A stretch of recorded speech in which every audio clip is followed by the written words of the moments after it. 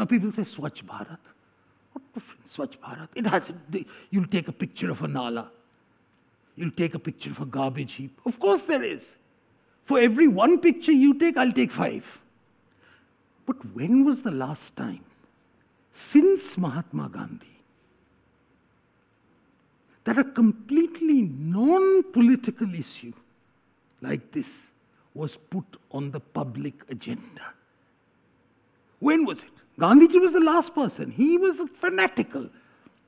He was fanatical about cleanliness and bowel movements. Now, we needn't talk about the latter.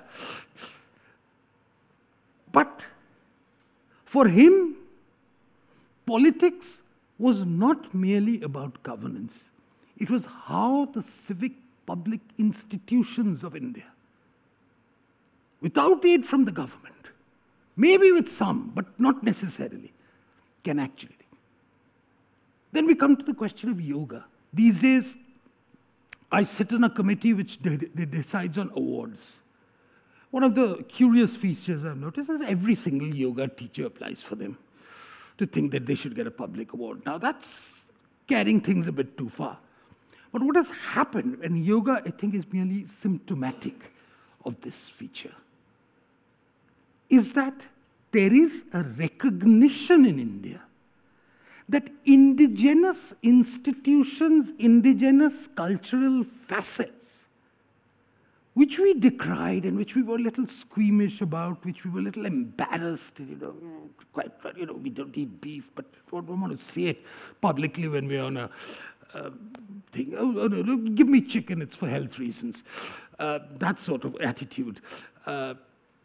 We are less squeamish about our identity as Indians. And that's not merely Indians in India, that's Indians overseas as well. They recognize that there is a meaning to India. And I still think it's in a very tentative stage. I don't think we're still actually grappled as to where we are.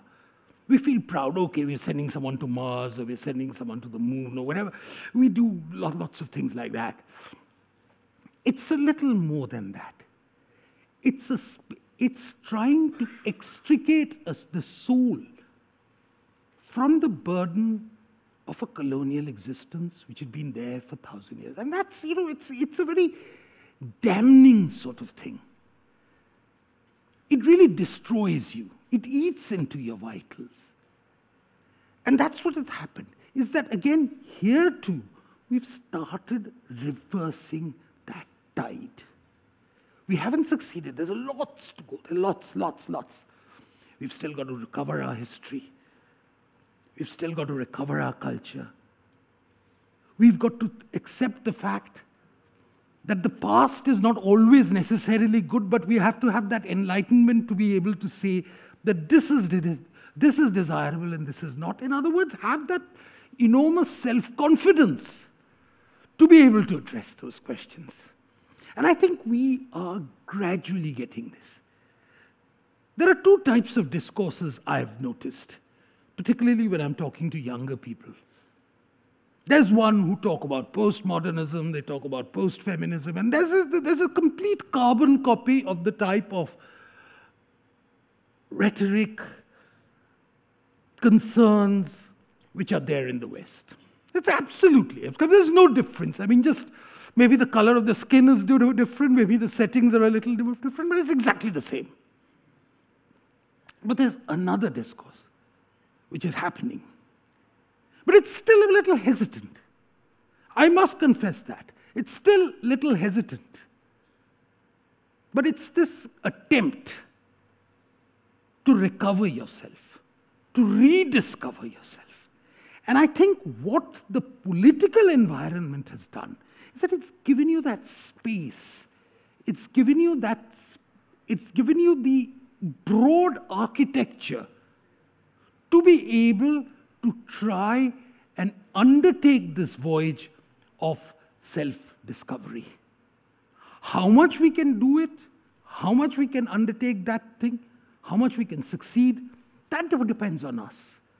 That depends on us. I don't think that's got anything to do with politics. The politicians can at best create an environment Once that environment is there, I think we can do the rest.